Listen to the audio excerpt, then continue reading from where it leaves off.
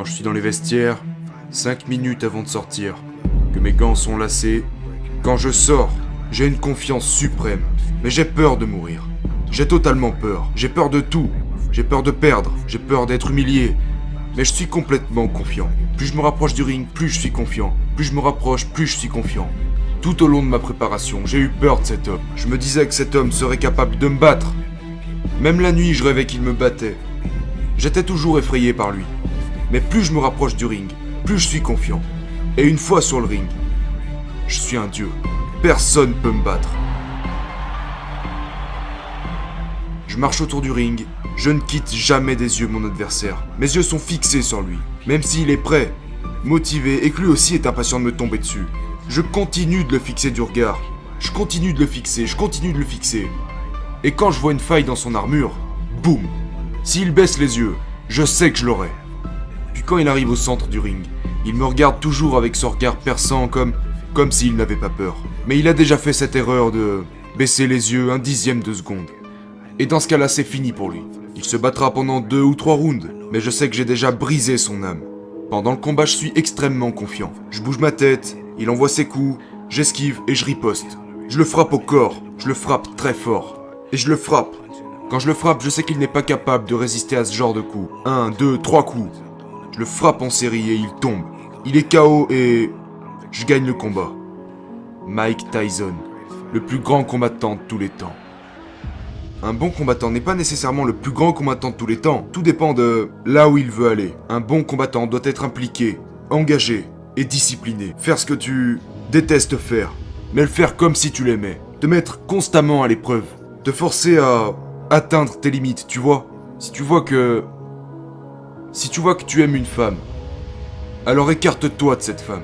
Tu vois ce que je veux dire? C'est ça le succès en général. C'est de faire des sacrifices. D'après mon expérience, avec le peu de succès que j'ai eu, vous devez simplement être prêt à vous sacrifier. Malheureusement, des fois, vous ne pourrez pas vous amuser car vous devez atteindre vos objectifs. Et quand, parfois, les gens n'ont pas la détermination, la volonté, la persévérance et la ténacité, et ils abandonnent au moindre effort. Je ne ferai rien si je ne suis pas passionné. Vous savez, je m'en fous.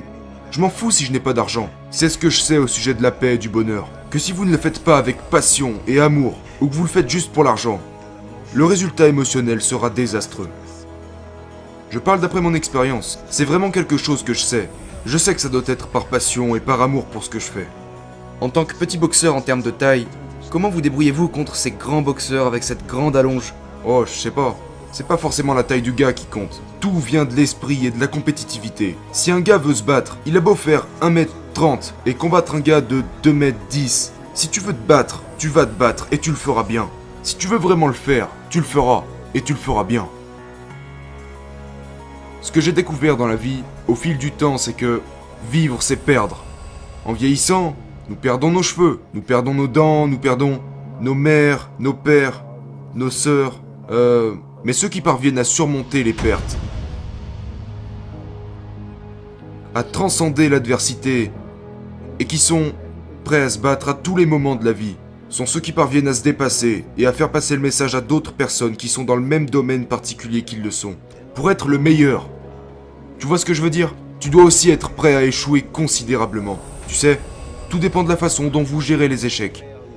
Et je suis bon pour gérer les échecs. Je suis bon pour... Enfin, je ne sais pas. Je ne suis pas très bon pour gérer le succès en tout cas. J'arrive mieux à gérer les échecs que le succès.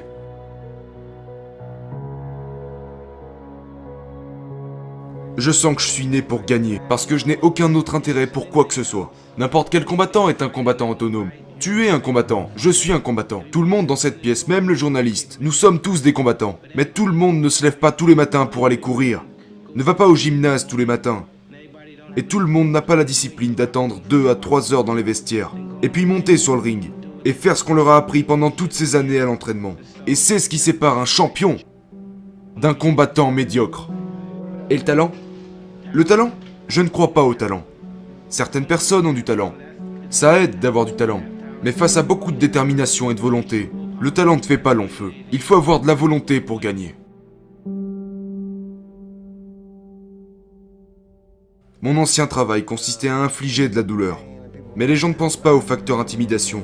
L'aspect le plus important dans la vie, c'est l'intimidation. Parce qu'une fois que le meilleur dans son domaine est intimidé, il ne peut plus exercer à son niveau habituel. Ou comme à l'entraînement, parce qu'il est intimidé, il est bloqué. Et je suis un maître là-dedans. Je dirais que j'étais l'athlète le plus intimidant dans le monde du sport. Je te parle pas de la boxe, oublie ça. Je te parle du monde du sport. Et tu dois être prêt dans la boxe, dans le sport et dans toutes les choses de la vie. Dans la vie, tout est question de bluff. C'est presque comme jouer aux cartes. Genre, j'en dis plus que... Il en faudra plus qu'un simple lancer de dés. Tu vois, parce que tu peux truquer les dés et tout ça, mais ils sont pas... Ils sont durs, tu vois, tu peux pas les modeler. Tu dois juste jouer. Tu dois tirer, et quand tu tires, les cartes peuvent être mauvaises. Elles peuvent être mauvaises. C'est comme la vie, on peut pas toujours tout contrôler. Ça veut pas dire qu'on va perdre ce putain de match pour autant.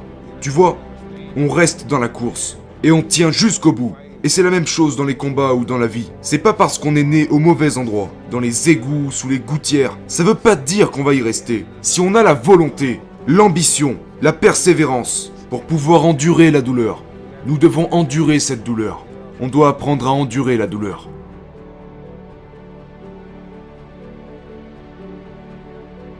De quoi les gens se souviendront-ils à propos de Mike Tyson dans les 50 ans à venir? 50 ans?